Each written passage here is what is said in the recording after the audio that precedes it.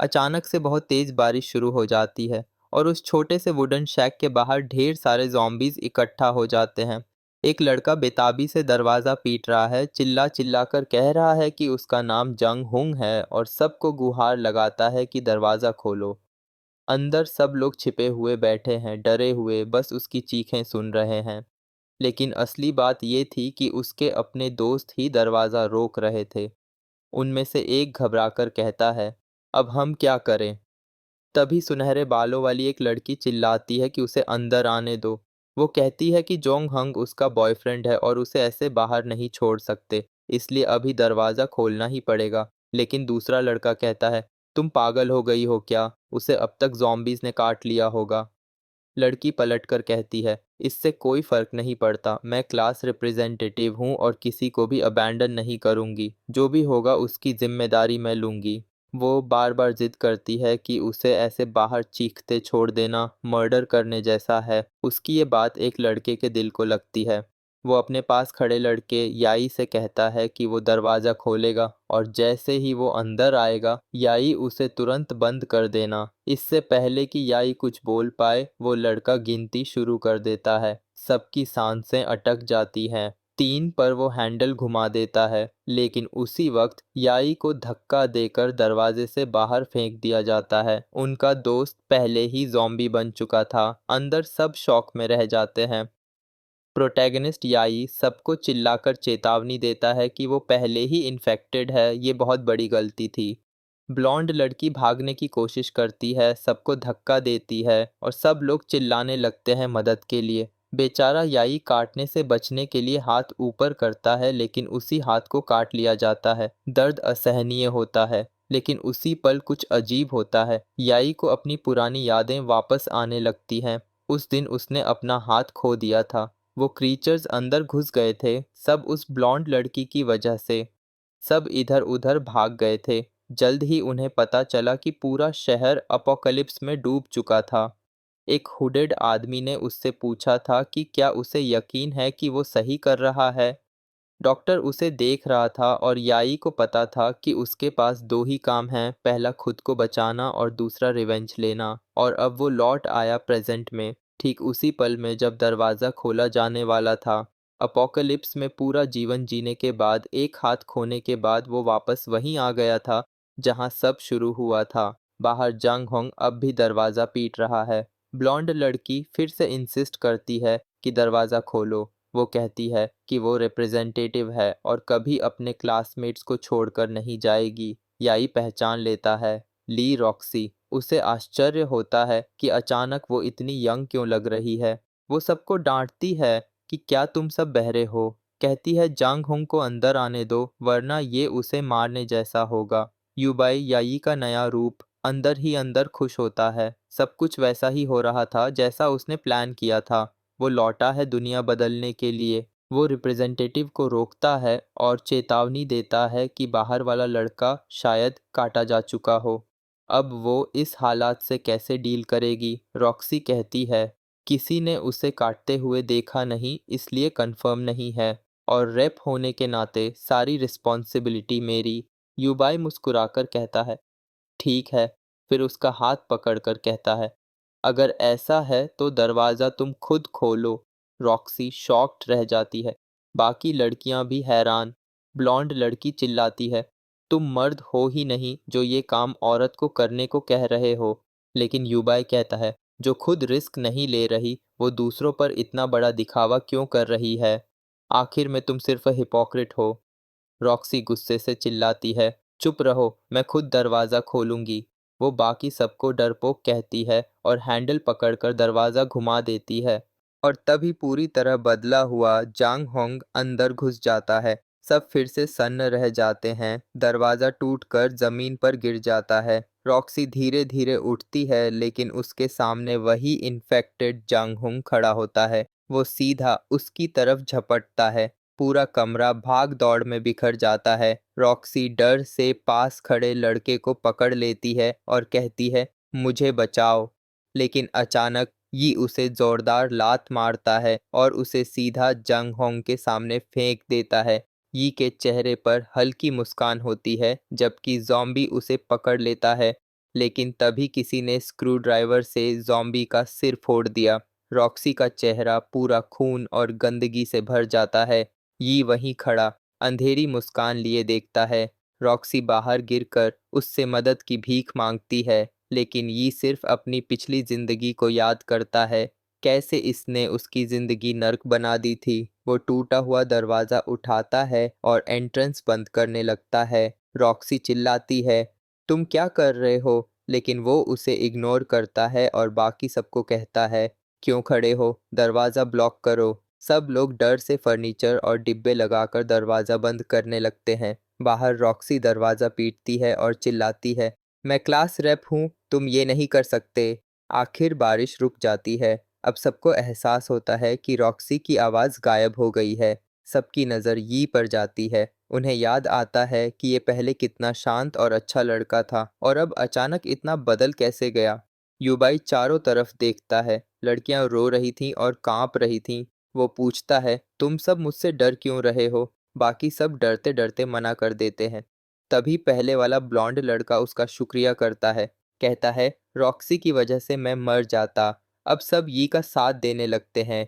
यी मुस्कुराकर कहता है, इतने बहादुर हो तो चलो दरवाज़ा खोलो, मैं बाहर जाकर कुछ चेक करना चाहता हूँ। सब पूछते हैं, क्यों? वो कहता है, मुझे उसे लात मारने का अफसोस है, देखना चाहता हूँ वो ठीक है या नहीं। सब मना करते हैं, लेकिन यी उन्हें डांट देता है, हटो। डरे सहमे लोग दरवाज़ा खोलते हैं। वो धीरे धीरे बाहर निकलता है। देखता है कि रॉक्सी और जांग हंग दोनों गायब हैं। सूरज निकल आया है और zombies भी गायब हो चुके हैं। अचानक उसके साथी दरवाज़ा बंद कर देते हैं और अंदर से चिल्लाते हैं, हम किसी पागल कातिल को अंदर नहीं आने देंगे। यी पर कोई फर्क नहीं पड़ता। वो शांत होकर मैदान पार करता जाता है। तभी एक ब्लॉन्ड लड़का हैरान होकर देखता है, उसके सामने एक फीमेल ज़ॉम्बी खड़ी है और यी सीधा उसकी तरफ जा रहा है। ज़ॉम्बी उसे देखती है, लेकिन यी कामली उसकी तरफ बढ़ता है। वो मुस्कुराता है और टूल पकड़ लेता है। अगले ही पल वो उस ज़ॉम्बी पर टूट पड़ता है। सब हैरान होते हैं कि ये ऐसा क्यों कर रहा है। ज़ॉम्बी कुछ समझ भी नहीं पाती और ये उसका सिर फोड़ देता है। सब अंदर वाले अब पक्का मान लेते हैं कि वो पागल हो गया है। ये थका हुआ होता है, लेकिन ज़ॉम्बी के शरीर से एक पर्ल निकाल लेता है और मुस्कुराकर कहता है, ये एनर्जी स्टोन है, एपोकैलिप्स की जड़ और सबसे ज़रूरी मटेरियल। अचानक उसके पीछे से एक बूढ़ा ज़ॉम्बी आता है। ये फिर टूल उठाता है और उस पर हमला करके ख़त्म कर देता है। अंदर बैठे लोग डर से कांपते रहते हैं। कोई कहता है कि पहले वो कितना कावर्ड था, अब इतना बदला हुआ कैसे। कुछ कहते हैं उसे वापस अंदर बुलाना चाहिए क्योंकि वो बहुत स्ट्रांग है और मदद कर सकता है, लेकिन बाकी लोग कहते हैं कि नहीं, वो पागल है और सबको मार देगा। तभी खिड़की टूटती है। ये अंदर वालों से कहता है, अब भी अंदर बैठे हो, बाहर आओ, ज़ॉम्बीज़ मारना बहुत मज़ेदार है। सब कांप रहे होते हैं। तभी वो लोग उसे चेतावनी देते हैं कि पीछे से ज़ॉम्बी आ रहा है। ये बस एक लात मारता है और फिर टूल से उसका सिर तोड़ देता है। बाकी सब डर से देखते रह जाते हैं। ये अपना चेहरा पोंछता है और कहता है, मुझे नहीं पता ये लिक्विड मुझे इन्फेक्ट करेगा या नहीं, लेकिन मैं तुम सबके साथ ट्रैवल नहीं कर सकता क्योंकि मैं तुम्हें हर्ट नहीं करना चाहता। वो चल देता है, कहता है, आशा करता हूँ तुम सब सरवाइव करोगे। उसके दोस्त सोचते रह जाते हैं कि क्या वो सच में चला जाएगा, और वो सबको वहीं छोड़कर अकेला कैंपस पार करता हुआ निकल जाता है। वो सोचता है यही अपोकलिप्स की शुरुआत है। पहले ही दिन 50% पॉपुलेशन इन्फेक्टेड हो गई थी। पॉलिटिक्स, इकोनॉमी और सोसाइटी कोलैप्स हो गए थे। क्रीचर्स बढ़ते गए और इंसान का डर भी। प्रोफेसर जानहान ने इसे डार्क एरा नाम दिया था। पिछली जिंदगी में उसे उस दिन सरवाइव करने के लिए अपना हाथ खुद काटना पड़ा था। 15 साल तक भूख, डर और यातना झेली। तब जाकर वो एक आदमी से मिला जिसे मैकेनिक कहा जाता था, जिसने उसे पास्ट में वापस भेजा। अब वो कामली सड़कों पर चलता है। लोग छिपकर उसे देखते हैं और सोचते हैं कि ये मरने से डरता क्यों नहीं। कुछ कहते हैं इसे बुला लो, लेकिन फिर मना कर देते हैं। कहते हैं अकेला चल रहा है तो डेंजरस होगा। युबाई सबको इग्नोर करता है और पार्क के पास पहुंचता है। ज़ॉम्बीज खड़े थे, लेकिन जैसे ही वो पीठ मोड़ता है सब उसके पीछे दौड़ पड़ते हैं। ब्लॉन्ड लड़का चिल्लाता है, ये मर जाएगा। बूढ़ा आदमी कहता है, इस दुनिया में खाना ढूंढने बाहर जाना पागलपन है, लेकिन ये बस मुस्कुराता है, टूल उठाता है और पहले ज़ॉम्बी का सिर तोड़ देता है, फिर दूसरे का, फिर तीसरे का। लोग सोचते हैं कि इसमें इतना करेज कहाँ से आया, लेकिन उसी वक्त एक लड़की पर्दे के पीछे से उसे देखती है और बुदबुदाती है, कभी ना कभी मैं इस कमीने को मारूंगी। वाह, ये क्या सीन है। हमारा हीरो ज़ॉम्बीज मार रहा है और कोई लड़की उससे नफरत कर रही है। 3 ज़ॉम्बीज खत्म करने के बाद ये थक जाता है, तभी उसे पक्षियों की आवाज़ सुनाई देती है और 3 और ज़ॉम्बीज उसके सामने आ जाते हैं। उसे जल्दी समझ आता है कि वो अकेले इन सबको संभाल नहीं पाएगा। ज़ॉम्बी उसकी तरफ रेंगते हुए आए और वो भाग गया। उसे पता था कि पिछली आवाज़ ने उस जगह पर एक हॉर्ड को खींच लिया था। दूसरे घर के अंदर से एक स्पंक देख रहा था, कह रहा था कि वो लड़का सीधा उनकी तरफ भाग रहा है। तभी यी ने अपने पास एक कन्वीनियंस स्टोर देखा। उसने दरवाजे पर जोर जोर से मारना शुरू किया, अंदर जाने देने के लिए बोला। उसने कैमरे की तरफ देखा और कहा कि उसे हेल्प चाहिए क्योंकि उसका पीछा एक हॉर्ड ऑफ ज़ॉम्बीज कर रहा है। दूसरी तरफ से एक बूढ़ा आदमी बोला कि ये रिडिकुलस है और कोई भी ऐसे लड़के के लिए दरवाजा नहीं खोलेगा। लेकिन अचानक गेट ऊपर उठना शुरू हो गया। उसी वक्त एक ज़ॉम्बी कॉर्नर से घूमकर आया। वो उस पर कूदा और यी ने उसके सिर पर फिर से वार किया, लेकिन एक बूढ़ी औरत एवेन्यू से आ रही थी और उसने टूल से उसके चेहरे पर भी मार दिया। उसने गेट के नीचे डाइव किया और रोल करता हुआ अंदर चला गया। ज़ॉम्बीज दरवाजे पर पाउंडिंग करने लगे, लेकिन आखिरकार वो थोड़ी देर के लिए सेफ था। और भाई, उसे वहाँ एक लोडेड बेस मिला। कंप्यूटर डेस्क के पीछे से एक छोटी लड़की उसे देख रही थी। उसी वक्त नाइट क्लब के अंदर स्पंक देख रहा था और कह रहा था कि लगता है वो लड़का सबको मार रहा है। मोहॉक वाला आदमी मुड़कर ब्रदर सेंटिपीड से बोला कि एक स्टूडेंट ने अकेले ही 6 ज़ॉम्बीज मार दिए। अपोकलिप्स का सबसे कम क्लीशे आदमी, हमेशा की तरह औरतों से घिरा हुआ, हंस पड़ा और बोला, लगता है ज़ॉम्बीज उतने स्ट्रांग नहीं है जितना मैंने सोचा था। अगर एक स्टूडेंट मैनेज कर सकता है तो हमारे लिए तो मुश्किल नहीं होगा। कन्वीनियंस स्टोर में यूबाई मुस्कुरा रहा था। उसने काउंटर की तरफ देखा और कहा कि जो भी पर्सन वहाँ है वो बाहर आए क्योंकि उसने पहले ही उसे देख लिया है। साथ ही उसे की दे दे ताकि वो दरवाज़ा लॉक कर सके। लेकिन दूसरी तरफ वाला चुप रहा। उसने एक लंबी सांस ली और कराहते हुए बोला कि उसका घाव बहुत दर्द कर रहा है और वो मरने वाला है। अचानक लड़की काउंटर के पीछे से बाहर आई। वो उसके सामने खड़ी हुई और उसे कुछ मेडिसिन फेंक दी। लेकिन भाई, वो कितना क्रूअल था। उसने लड़की का हाथ पकड़ लिया। हे भगवान, इसे रोमांस मत बनाना। ये किसी की बेटी जैसी लग रही थी। यी ने उससे कंट्रोल मांगा, उसे भरोसा दिलाया कि वो कुछ नहीं करेगा। लड़की ने पूछा, कौन सा कंट्रोल? लेकिन क्लियरली वो उसके हाथ में था। उसने झपटकर उससे छीन लिया। फौरन ही लड़की पैनिक में भाग गई। वो फिर से काउंटर के पीछे गई और उसे देखते रही। भाई, उसने शेल्व्स में से एक पर लात मारी जिससे लड़की डर गई। उसने कहा कि वो इडियट है जो उस पर विश्वास कर बैठी जब उसने कहा कि वो घायल है। कुछ वक्त बीता और बारिश शुरू हो गई। हमारा लड़का बेड पर लेटा था, थका हुआ। वही छोटी लड़की उसके एम्प्यूटेटेड आर्म की देखभाल कर रही थी। स्पष्ट था कि ये भी बहुत दर्द में था। कुछ देर बाद उसने कहा कि काम पूरा हो गया और हमारे लड़के ने उससे थैंक यू कहा। उसने फर्स्ट एड किट खोली और कहा कि बाहर बहुत डेंजरस है और उसके पिता ने उसे यही रहने को कहा है। वो यहाँ आराम कर सकता है और बाद में वो उसे खाना लाकर देगी। ये कहकर वो बाहर चली गई और उसने सोचा कि लड़की बहुत काइंड है। वो ही एक इंसान थी जिसने दरवाज़ा खोला था, वरना बाहर ज़ॉम्बीज उसे खा गए होते। लेकिन थोड़ी देर बाद उसने सुना कि लड़की पूछ रही थी, तुम लोग क्या कर रहे हो? यी तुरंत जाग गया। कुछ लोग स्टोर के सामने खड़े थे और सेंटीपीड उसे धन्यवाद कह रहा था कि उसने उसके दोस्तों के लिए दरवाज़ा खोला। डरी हुई लड़की ने पूछा कि क्या उन्हें सिर्फ खाना चाहिए क्योंकि वो भूखे हैं। उसने कहा हाँ, और अब उस जगह का सारा खाना उसका है। लड़की ने कहा कि उसके पिता जल्द ही वापस आएंगे, लेकिन आदमी ने कहा कि उसके पिता पहले ही ज़ॉम्बीज के लिए बेट बन चुके हैं और अब कोई नहीं है तो वो गेम खेल सकते हैं। मैं कॉर्नर में खड़ा सुन रहा था जब उन्होंने उस लड़की की जान ले ली। खाना चुराने के बाद उन्होंने उसका शरीर फेंक दिया और उसे इडियट कहा। लेकिन अब प्रेजेंट में ये जानता था कि इस बार उसे बचाना होगा। सबसे पहले उसे ये समझाना था कि ये एपोकलिप्टिक वर्ल्ड कितना क्रूअल है, चाहे इसके लिए उसे खुद बैड पर्सन क्यों न बनना पड़े। फिर लड़की ने दरवाज़ा नॉक किया और यी ने चिल्लाकर पूछा कि क्यों परेशान कर रही है। उसने माफ़ी मांगी और कहा कि उसने उसके कपड़े धो दिए थे क्योंकि वो गंदे थे।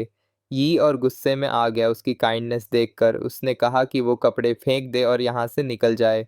थोड़ी शर्मिंदा होकर लड़की बोली, ठीक है। यी ने खुद से कहा कि इतनी वीक पर्सनालिटी वाली लड़की इस दुनिया में सरवाइव नहीं कर पाएगी।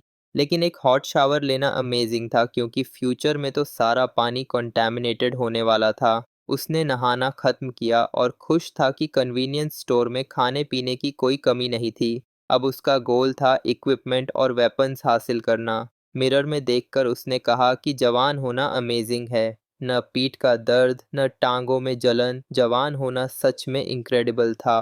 बस डाउनसाइड ये था कि एबीएस गायब थे। बेडरूम का दरवाज़ा खोला तो देखा कि लड़की ने उसके लिए सूट छोड़ा था। उसने तुरंत चिल्लाकर कहा कि वो ऐसे कपड़े पहनकर ज़ॉम्बीज़ से कैसे लड़ेगा। सीन फिर नाइट क्लब में शिफ्ट हुआ। सेंटीपीड सबको बोला कि कन्वीनियंस स्टोर में फूड और लिकर है, लेकिन ज़्यादा देर तक नहीं चलेगा।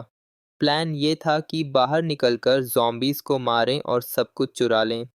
और हाँ, वहाँ एक क्यूट लड़की भी है तो सब खत्म करना इजी होगा। उसने अपने भाइयों से कहा कि जाओ और ज़ॉम्बीज़ को मारो ताकि रॉबरी शुरू कर सकें। इधर ज़ॉम्बीज़ कन्वीनियंस स्टोर के सामने दरवाज़ा तोड़ने की कोशिश कर रहे थे। क्रीचर्स लगातार कन्वीनियंस स्टोर के सामने दरवाजे पर जोर जोर से मार रहे थे। तभी इबी आया और उस लड़की का ध्यान खींचकर बोला, इतनी स्टूपिड मत बनो, मुझे एक सवाल करना है। उसने पूछा, तुम यहाँ अकेली क्यों हो? तुम्हारे परिवार का क्या हुआ? लड़की ने बताया, मेरे पापा सामान लेने गए थे लेकिन अब तक लौटकर नहीं आए। ये सुनते ही ईबी ने गुस्से में मेज पर हाथ पटका और बोला, तुम्हें अकल नहीं है क्या? ऐसे किसी को अकेले जाने देती हो? अगर मैं तुम्हारे साथ कुछ बुरा करना चाहता तो तुम अपनी रक्षा कैसे करती? डरी हुई लड़की बोली, उसने कहा था कि वो चोटिल है और खून से लथपथ है। मुझे डर था कि अगर मैंने उसे अंदर नहीं आने दिया तो वो बाहर मर जाएगा। लेकिन फिर से ईबी चिल्लाया, क्या तुमने देखा नहीं कि मेरे पीछे कितने क्रीचर्स भाग रहे थे? तुम्हारे जैसी सोच रखने वाली लड़की तो बस बोझ है। आसान है तुम्हें यहीं मार दूं और अपनी परेशानी कम कर लूं, लेकिन अकेले रहना बोरिंग होगा। अब से तुमको मेरी हर बात माननी पड़ेगी। अगर नहीं मानी तो मैं तुम्हें यहीं मार डालूंगा। क्लब से निकला हुआ पूरा ग्रुप अब जॉम्बीज की ओर बढ़ रहा था, या कहो कि जॉम्बीज ही उनकी तरफ बढ़ रहे थे। शुरुआत में वो लोग हिम्मत दिखाकर बाहर निकले, लेकिन जैसे ही उन्होंने देखा कि पहला आदमी जिंदा ही नोच नोच कर खा लिया गया, सब डर से हिचकिचाने लगे। वो सोचने लगे, क्या ये क्रीचर्स वैसे ही हैं जैसे उस स्टूडेंट ने मारे थे, या ये अलग हैं? लेकिन सेंटीपीडे ने सब पर चिल्लाकर कहा, सीधे हमला करो, वरना मैं खुद तुम सबको यहीं मार डालूंगा। उसी वक्त उनमें से एक डर के मारे भाग निकला। वो चिल्लाया, जॉम्बीज के हाथों मरना ज्यादा डरावना है। सेंटीपीडे ने उसे बालों से पकड़कर घसीटा और सीधे जॉम्बीज की तरफ फेंक दिया। हंसते हुए बोला, लो, तुम्हारी इच्छा पूरी कर दी। बेचारा आदमी चिल्ला उठा, तुम ऐसा कैसे कर सकते हो? लेकिन तब तक जॉम्बीज उसे नोच नोच कर खा रहे थे। बाकी लोग बचे हुए क्रीचर्स से लड़ने में लगे रहे। समस्या ये थी कि सेंटीपीडे ने जल्दी ही समझ लिया कि यहाँ बहुत ज्यादा जॉम्बीज हैं, उन्हें भागना ही पड़ेगा। शहर की शांति अब उस हॉर्ड की वजह से पूरी तरह से टूट चुकी थी। इधर कन्वीनियंस स्टोर के अंदर माहौल शांत हो चुका था। छोटी सी लड़की सीढ़ियां चढ़कर आई और अपने हाथों से रामेन लेकर आई। उसने लड़के को दिया और कहा, मैंने ये तुम्हारे लिए बनाया है। उसने गर्म पानी भी लाकर दिया जो उसने मांगा था, लेकिन उसने उसे सख्ती से कहा, बस अब यहाँ से बाहर जाओ, जब तक मैं तुम्हें बुलाऊं नहीं इस कमरे में मत आना। लड़की ने चुपचाप दरवाजा बंद किया। लड़का रामेन बनाने लगा और तुरंत खाने बैठ गया क्योंकि उसे बहुत भूख लगी थी। जैसे ही उसने चखा उसके चेहरे पर मुस्कान आ गई। वाह, ये तो सच में बहुत अच्छा है। लेकिन तभी उसके हाथ में गर्म पानी की बोतल आई। वो धीरे धीरे सेंटीपीडे की तरफ बढ़ा। सेंटीपीडे ने गुस्से में पूछा, क्या कर रहे हो तुम? हमारा लड़का बोला, कुछ नहीं, बस बोतल का ढक्कन खोला और सीधे उसके हाथ पर गर्म पानी उड़ेल दिया। उसका हाथ तुरंत लाल होकर जलने लगा, छाले पड़ गए और सेंटीपीडे दर्द से तड़पने लगा। लेकिन फिर भी उसने उसका हाथ नहीं छोड़ा, क्योंकि अगर छोड़ देता तो नीचे जॉम्बीज में गिरकर मारा जाता। यी ने ताना मारा, मूर्ख, दूसरों को मारने की धमकी देकर मदद मांगते हो। तभी किसी ने उसकी आस्तीन खींची। उसने पीछे मुड़कर देखा तो वही छोटी लड़की थी। लड़की बोली, उसे चोट मत पहुंचाओ, बेहतर है कि उसे अंदर आने दो, उसे तकलीफ मत दो। ये सुनकर यी और सेंटीपीडे दोनों हैरान रह गए। यी ने तुरंत लड़की पर चिल्लाया, मैंने कहा था कमरे में मत आना, बाहर निकलो। लेकिन लड़की ने जिद पकड़ ली। उसने कहा, मेरे पापा ने कहा था कि दूसरों को चोट मत पहुंचाना। ये कुछ पल के लिए चुप रह गया, फिर बोला, क्या तुम्हें डर नहीं लगता कि ये आदमी अंदर आकर तुम्हें मार देगा? सेंटीपीडे ने तुरंत बोला, नहीं, मैं ऐसा कभी नहीं करूंगा। मैं तो बस भूख से मजबूर हूँ। बाहर हर तरफ जॉम्बीज हैं, मैं कहीं नहीं जा सकता। ये गुस्से में था। उसकी योजना थी कि सेंटीपीडे को लात मारकर बाहर फेंक दे और जॉम्बीज उसे खा जाएं। लेकिन लड़की ने सब गड़बड़ कर दी। यी ने मेज पर रखा बॉक्स कट्टर देखा और मन ही मन फैसला किया। सेंटीपीडे ने लड़की का शुक्रिया अदा किया और बोला, अब जब मैं अंदर आ गया हूं तो ये मेरी जगह है। जो मेरी बात नहीं मानेगा उसे मरना पड़ेगा। अब लड़की को अपनी गलती समझ आई। बाहर आसमान काला हो चुका था। चारों तरफ जॉम्बीज की भीड़ थी। इसी बीच क्लब से बचे हुए लोग भी वहां आ गए। एक गंजा आदमी और एक लड़का दरवाजा रोक रहे थे। गंजे ने गुस्से में कहा, सब सेंटीपीडे की वजह से हुआ। उसी कमीने ने हमें बर्बाद किया। लड़कियां चीख रही थीं। हर कोई घबराया हुआ था। लकड़ी का दरवाजा भी अब टूटने वाला था। गंजे आदमी ने चिल्लाकर कहा, आओ सब दरवाजा रोकने में मदद करो। लेकिन मन ही मन उसने सोचा, काश मैं इन लड़कियों का और मजा ले पाता। अब तो एक ही रास्ता है, भाग जाओ और इन्हें मरने दो। इधर कन्वीनियंस स्टोर में सेंटीपीडे ने लड़की की तरफ मुस्कुराकर देखा और बोला, तुम बहुत क्यूट हो, लेकिन बेवकूफ हो। अगर तुम सोचती हो कि मैं किसी को नहीं मारूंगा तो गलत हो। अब जब मैं अंदर हूं तुम्हारे पास बस एक रास्ता है, मेरी गुलाम बनो। फिर उसने यी की तरफ देखा और बोला, लेकिन पहले मुझे उसका हिसाब लेना है जिसने मेरे हाथ पर गर्म पानी डाला। ये चुपचाप खड़ा रहा। उसके हाथ में बॉक्स कट्टर था। लड़की फिर बीच में आ गई। उसने कहा, ये स्टोर मेरा है। नीचे चॉकलेट है, स्नैक्स हैं और इतना खाना है कि सब साथ रह सकते हैं, शांति से और खुश रह सकते हैं। यी और सेंटीपीडे दोनों एक पल के लिए चुप रहे। लड़की मुस्कुराई और बोली, हम सब मिलकर रह सकते हैं। ये सुनकर सेंटीपीडे भड़क गया। वो उस पर झपटा और चिल्लाया, तुम मेरा मजाक उड़ा रही हो। लेकिन उसी वक्त यी ने बॉक्स कटर से उसके हाथ पर वार कर दिया। सेंटीपीडे दर्द से चीख उठा। यी ने बॉक्स कट्टर को पलटकर उल्टे पकड़ में घुमा लिया और फिर से हमला किया। लेकिन सेंटीपीडे ने उसका वार रोक लिया। यी उसका गला काटना चाहता था, लेकिन सेंटीपीडे का शरीर बहुत बड़ा था। उसने यी के पेट में जोरदार लात मारी। यी दूर जाकर गिर पड़ा और लड़की भी उसके साथ जमीन पर गिरी। उसके माथे से खून बह रहा था। सेंटीपीडे धीरे धीरे उसके पास आया और बोला, जिंदगी में पहली बार किसी ने मुझे इतना गुस्सा दिलाया है। यी दर्द से कराह उठा। सिर्फ एक लात से मेरी पसलियां टूट गईं। सेंटीपीडे उसके पैर पर पैर रखकर कुचलने लगा। यी दर्द से चिल्ला उठा। सेंटीपीड जानना चाहता था कि यी ने पहले जॉम्बी को इतनी इजीली कैसे मार दिया। यी ने कहा कि वो नहीं बताएगा और उस आदमी ने जवाब दिया कि वो खुद मौत मांग रहा है। उसने उस पर पैर पटकना शुरू किया और कहा कि आखिर में वो अपना माइंड बदल ही देगा। छोटी लड़की बस देख रही थी। ये इस मौके का इस्तेमाल उसे एक लेसन देने के लिए कर रहा था, लेकिन इसकी कीमत पहले ही बहुत भारी हो चुकी थी। उसने फिर उस आदमी से कहा कि रुक जाओ, वो बता देगा। सेंटीपीड ने कहा, जल्दी एक्सप्लेन करो, और वादा किया कि वो कम से कम दर्द देगा। लेकिन येबी ने उसके चेहरे पर खून थूक दिया। इससे आदमी और खुश हो गया। उसने यी को दीवार पर फेंका और पेट में लात मारी। सेंटीपीड ने पूछा कि क्या उसे लगता है ये मज़ेदार है, और फिर से उस पर पैर पटकने लगा। उसने यी से कहा कि मर जा और उसके जबड़े पर मारा। मेरा ख्याल है यी का लेसन सिखाने का तरीका थोड़ा ज्यादा हो रहा था, लेकिन तभी बदलाव आया। छोटी लड़की ने उसके गले पर चोट कर दी। सेंटीपीड पलटा और पूछा कि वो क्या कर रही थी। उसने उसे जोर से जमीन पर फेंका और बॉक्स कटर उठा लिया। गुस्से में चिल्लाया कि अब दोनों मरेंगे, लेकिन टाइम खत्म हो गया था। यी ने डंडे से उसकी गर्दन के पीछे वार किया। सेंटीपीड बेहोश होकर जमीन पर गिर गया। ये थक चुका था और मुश्किल से खड़ा था। डरी हुई लड़की ने पूछा कि क्या वो मर गया। स्ट्रॉबेरी जूस का तालाब देखकर उसने सोचा कि क्या उसने सच में किसी को मार दिया। यी ने उसके कंधे पर हाथ रखा और कहा कि ठीक है, क्योंकि उसने जरूरी काम किया। वैसे भी वो आदमी एक बुरा इंसान था। लड़की ने उलझकर पूछा कि उसने ऐसा एक्ट क्यों किया जब वो तो सिर्फ हेल्प करना चाह रही थी।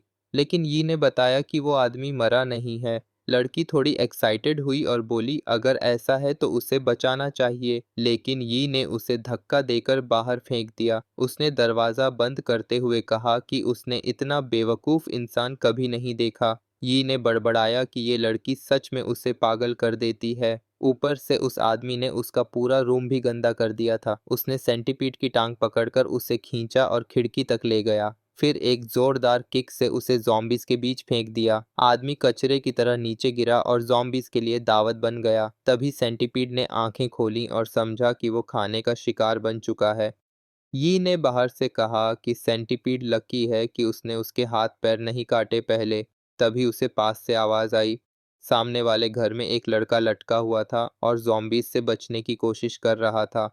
वो लड़का डर से कांप रहा था और चिल्ला रहा था कि उसे अकेला छोड़ दो। तभी यी ने आवाज लगाई कि क्या वहां कोई और जिंदा है। लड़के ने कहा कि वो आखिरी बचा है। सब ने दरवाजा पकड़ा हुआ था, लेकिन एक ने छोड़ दिया और ज़ॉम्बीज अंदर घुसकर सबको खा गए। कांपती आवाज में उसने यी से मदद मांगी ताकि कन्वीनियंस स्टोर में रह सके। लेकिन यी ने साफ कहा कि ऐसा नहीं होगा और अगर वो जल्दी नहीं निकला तो नीचे पड़े आदमी जैसा बन जाएगा।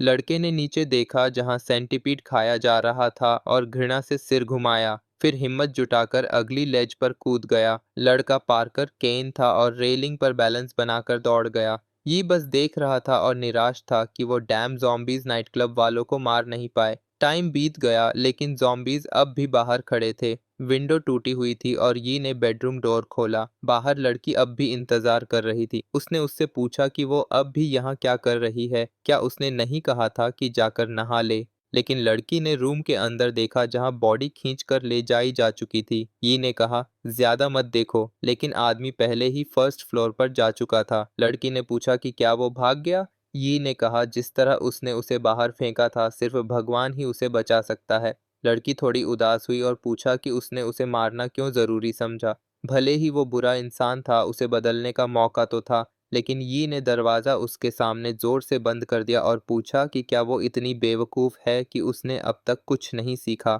उसने कहा, चाहे कुछ भी हो, वो आदमी उसे मारने की ही कोशिश करता, क्योंकि यही अपोकलिप्स है।